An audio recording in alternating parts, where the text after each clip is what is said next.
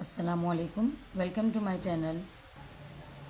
आज की इस वीडियो में हम करेंगे न्यू काउंटडाउन 8 थर्ड एडिशन की एक्सरसाइज 1 का क्वेश्चन नंबर 6। तो चलिए स्टार्ट करते हैं। क्वेश्चन नंबर 6 हमारे पास गिवन है कि लेट यू यानी universal set 0 1 2 and dot mean कि ये कंटिन्यू है 1 2 3 4 5 6 7 8 एंड 9 और ए बी सी और डी, ये हमें 5 सेट्स गिवन है, यानी 1 is universal set A B C and D. And then वो हमसे क्या रिक्वायरमेंट कर रहे हैं कि list the members of each of the following sets. फिर नीचे हमें 10 पार्ट्स गिवन है और हमें इन तमाम के मेंबर्स को फाइंड करना है। किसी में यू है यानी यूनियन फाइंड करना है और किसी में इंटरसेक्शन। तो चलिए स्टार्ट करते हैं। इसका जो पार्ट 1 है उसमें हमें फाइंड आउट करना है ए यूनियन सी। हम लिख देंगे ए यूनियन सी।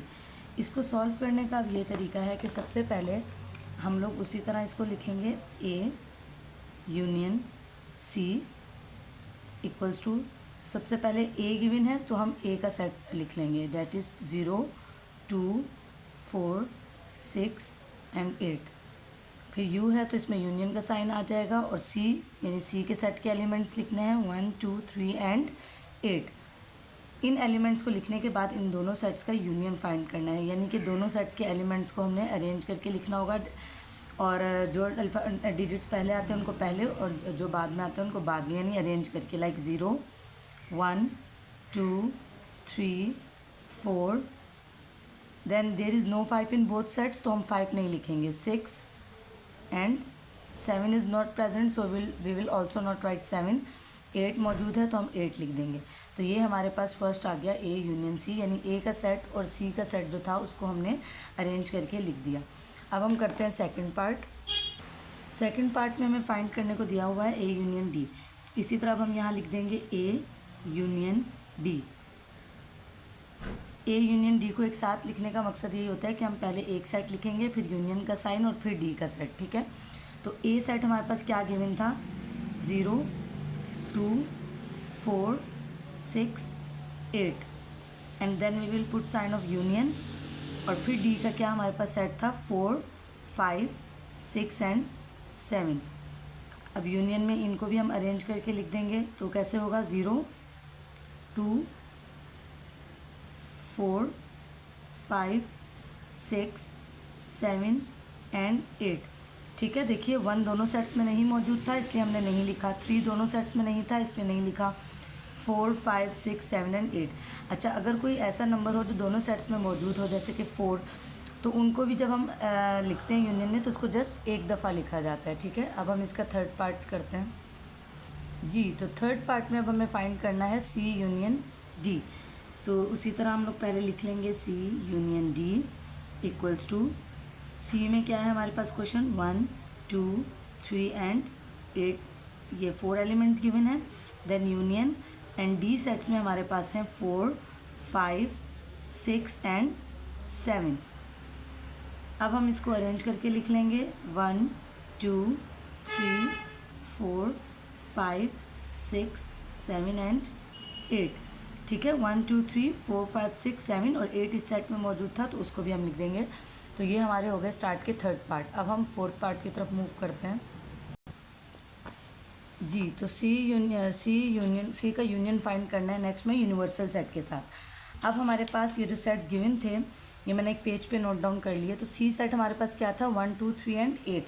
तो अब सबसे पहले हम इसको क्या करेंगे कि सी यूनियन यूनिवर्सल सेट, ठीक है। अब देखिए सी सेट हमारे पास क्या गिवन था,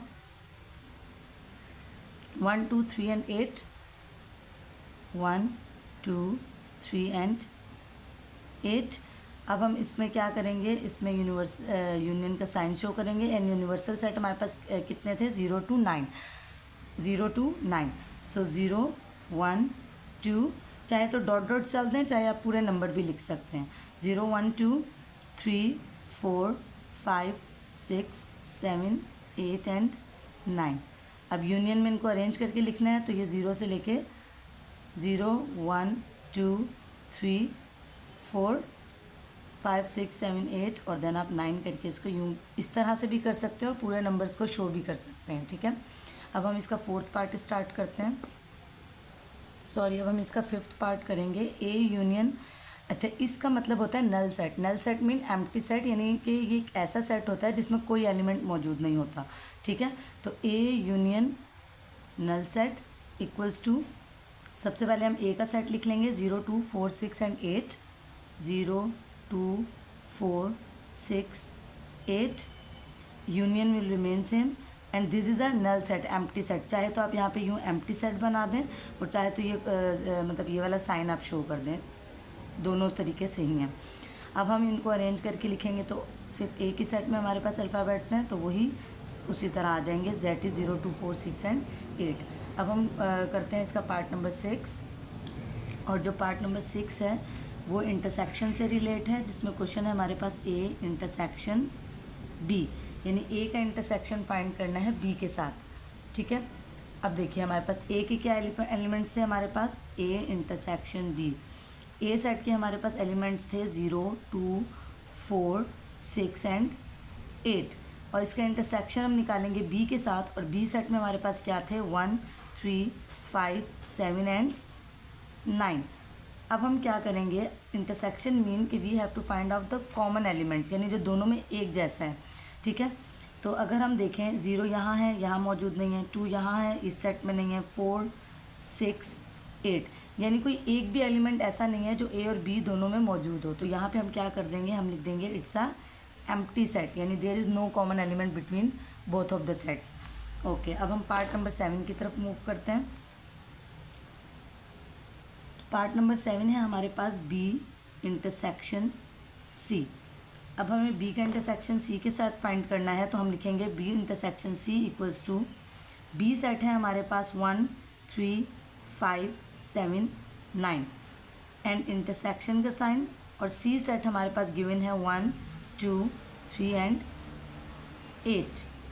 अब हमें देखना है कि इन दोनों में कॉमन एलिमेंट कोई है, तो ऑब्वियस है यहाँ पे 1 और यहाँ पे भी 1 है, या इस सेट में 3 मौजूद है और यहाँ पे भी 3 मौजूद है, यानी 1 और 3 जो है वो दोनों सेट्स में कॉमन है। तो इसका ये आंसर आ जाएगा, यानी बी इंटरसेक्शन सी में हमारे पास क्या आंसर आ जाएगा 1 3। अब हम इसके नेक्स्ट पार्ट की तरफ मूव करते हैं, that is part number 8 C intersection D. C का इंटरसेक्शन फाइंड करना है डी के साथ, और सी में हमारे पास क्या सेट गिवन है, C intersection D equals to, C है हमारे पास 1 2 3 एंड 8, और इसका इंटरसेक्शन जब हम डी के साथ फाइंड करेंगे तो डी है हमारे पास 4 5 6 and 7। Intersection mean we have to find the common element between both sets, तो यहाँ 1 है, वहाँ नहीं मौजूद, 2 3 8, यानी ये भी एक ऐसा सेट है जिसमें कोई भी एलिमेंट मैच नहीं कर रहा, तो यहाँ पे भी आंसर क्या आ जाएगा हमारे पास, this is a empty set. तो अब हम मूव करते हैं अपने नेक्स्ट पार्ट यानी पार्ट नंबर 9 की तरफ।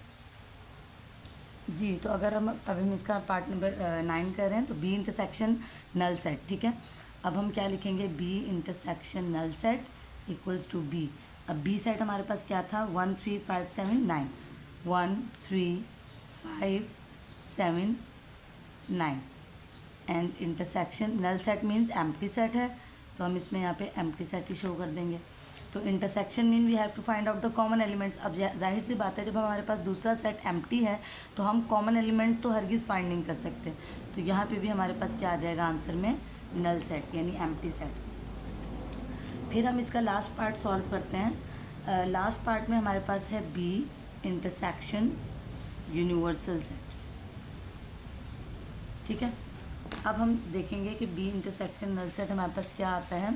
तो देखिए B intersection universal set equals to, अच्छा बी पार्ट में हमारे पास कौन से एलिमेंट्स हैं, 1 3 5 7 9, सो 1 3 5 7 एंड 9।